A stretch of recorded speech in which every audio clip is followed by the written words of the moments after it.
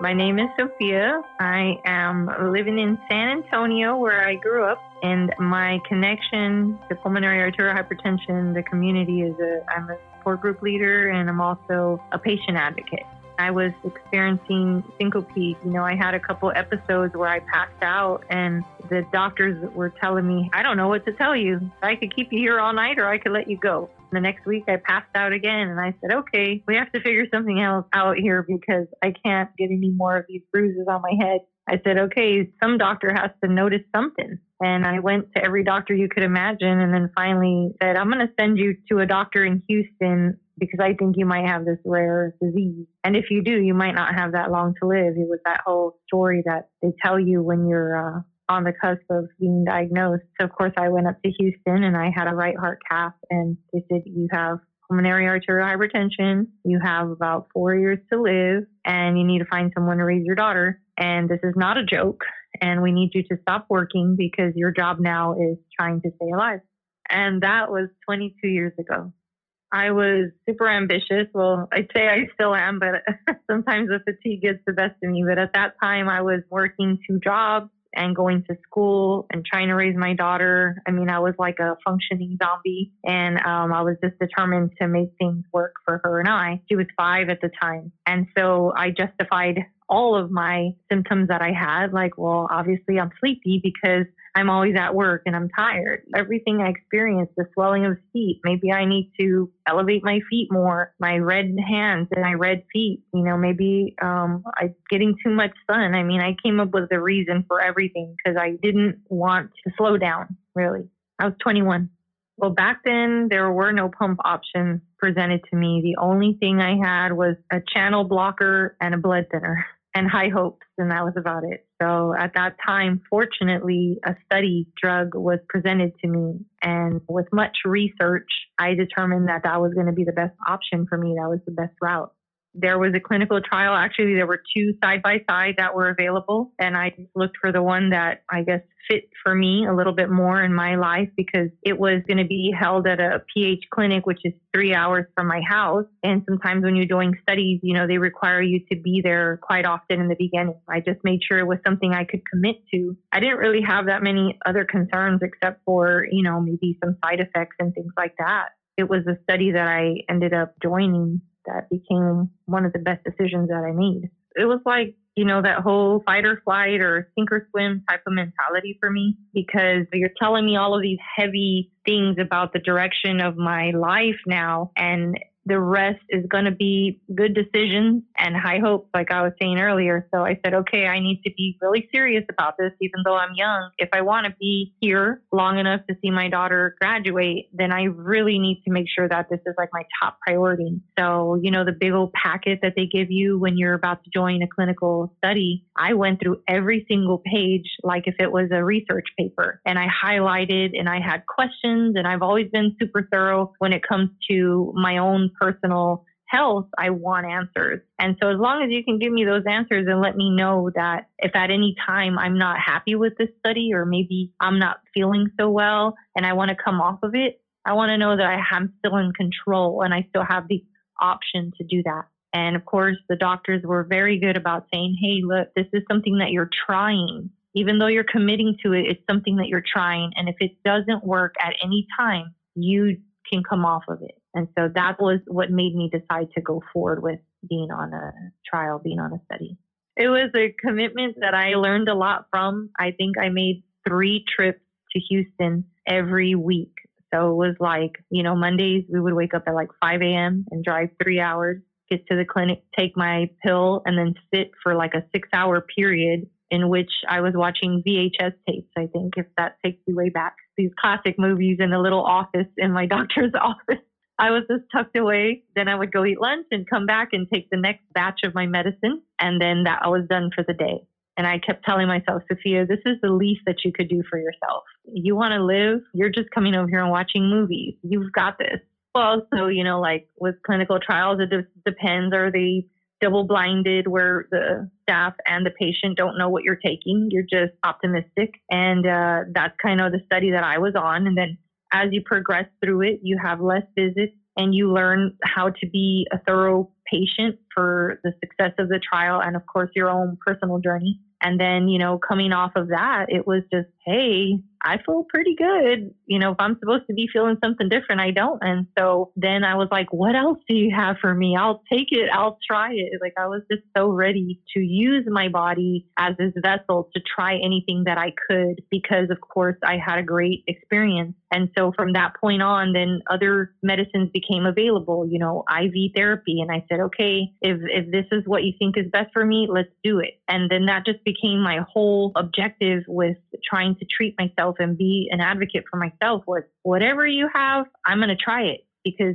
I learned that each individual on this planet is completely different. We all have different contributing factors that affect us overall, which means that any type of medicine you put in any person is going to probably have a slightly different effect. So I can't take it like if it's a movie review where you said that movie sucks, don't go watch it. I'm like, no, I want to try it for myself, right? I might like it. So that's what I did. I tried oral therapy. I tried inhaled therapy. I tried intravenous therapy and subcutaneous therapy. And now the injection therapy. So I'm trying everything across the board to make sure that I'm being fair with myself. It was something that was a big learning process. Every time you take a new medicine and you put it in your body is going to have some sort of reaction. Otherwise, the medicine wouldn't be working, right? So I had to learn what those were. So yes, my face might be red and I might feel flushed, but guess what? That means the medicine's doing what it's supposed to do. So it was kind of one of those things where I learned to treat the side effects from the medication as just a worst case scenario. And that way, once I learned how to deal with those side effects, I could try to get back on track to have a more normal life. I knew that I loved working, going to school, taking care of my daughter, all of those things, and I wanted to continue them so bad. So I was like, I'm going to do everything I can to get this under control enough so that I can have some sense of normalcy, whatever that looks like to me in that chapter, right? And so, of course, as any PH patient may experience, that you go through a lot of hospital stays. Of the 2 decades, I feel like I've spent maybe half of that time in a hospital. I mean, I have scars all over my body that tell the most beautiful story of how I'm still here. And I had to find a way in all that just to make it okay to continue doing those things, using my body in those ways, like, okay, take this medicine or heal from this scar and all that, so that you can continue to have the other side of it, which is the time that you're not in the hospital, because that's what makes it all worth it, right? So it was just like this really beautiful balance that I was learning while I was taking all of these medicines. And another part of it was being realistic with myself. If my goal is to take this medicine and have a better quality of life, do I feel that? Do I feel like it's better, I'm better, or worse? Without saying too much, I'll say that one of the treatments for me that I was on was just like an absolute no-no. I did not enjoy that treatment out of every one that I've ever been on. And it was the most painful thing for me. And I had to make a decision that I didn't want to be on that anymore. Fortunately, now we have this rainbow of different options that we can pick from. So I went back to something else that I was more familiar with, and then it created the stability that I needed to get back to that more balanced life. I believe personally we all need purpose, right? And sometimes when you're faced with diagnosis, whatever you want to call it, chronic illness or a long-term disease or life-threatening illness, kind of feels like everything you ever worked for, which is also your identity, right? Your career, your education, your family life, all your social groups bundled into one is who you are. But then they go, hey, you can't do that anymore. You can't work. You can't be over there. You have to be over here. And it's almost like you're searching again for a new identity. You are focusing on what you can do and what you can't. And once you do that, then you start identifying more of who you are in that phase, in that chapter. And so as I was going through it, I will tell you like these very like heavy moments, because I'm an empath, so I feel everything so deep, right? And I remember coming home one time from the hospital and I had my arm outside of the passenger window. My dad was driving me back and it was covered in bruises. And I remember just crying, like filtering it out. And I said, I don't know that I'm okay with this. Am I okay with this? Do I want to keep going through this? Like those were all the really truthful, raw questions that would go through my mind every time I would look at myself. I would look at myself in the mirror as if I was someone else. And I would say, I just want to hold you. I just want to take away some of what you're feeling. And so it was all of those things I had to dissect and understand why because of course I want to be here, but why? Then once I decided why, it's okay, what are you going to do about it? When I finally decided, hey, yes, this is what I want to be doing. Yes, it's going to look like this sometimes, but why? Why are you going to do this?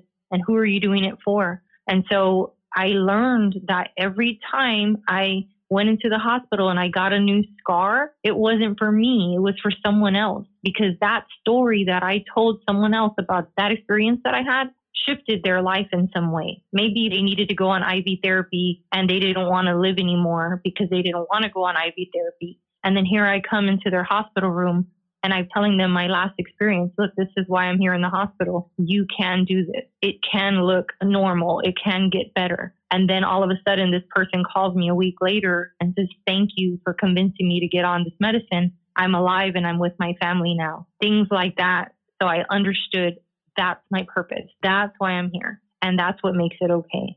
It's like waiting in a really long line. And yes, it sucks. Like, without the pretty words, it sure does suck sometimes, but not all the time, right? And so then I'm like, I didn't wait in this line all this damn time. Just get out of it. I am going to keep going forward. And when I get there, I am going to live it up. And I'm going to do as much as I can, whatever that looks like. One thing I did notice going through this is that a question would pop up a lot in my mind. Am I depressed or am I tired? And I had to understand that my body just went through something enormous, even though we normalize it, like because we have to, because it's a sense of survival, right? It doesn't mean that it's any less of a huge experience for our body, like our poor little bodies, right? Delicate little flowers, and we put them through all this stuff. So we have to learn in that process to give ourselves that grace and to say, hey, it's okay to rest. It's okay if you sit at home all day and watch Netflix. It doesn't mean you're depressed. Because I guarantee if you felt well, the minute you're feeling better, you get up off of the sofa and you run out into the sunshine and you do all the things your little heart wants to do. And that clarification every time I would get up from being tired and resting told me, hey, that wasn't depression. That was what resting looked like. And sometimes they can look similar. And so I just want to throw that out there because I'm sure a lot of us go through this little questioning moment where we're wondering that. But again, it's just part of our recovery process. And we hit the reset button and then we keep going. I'm Sophia Esteves, and I'm aware that I'm rare.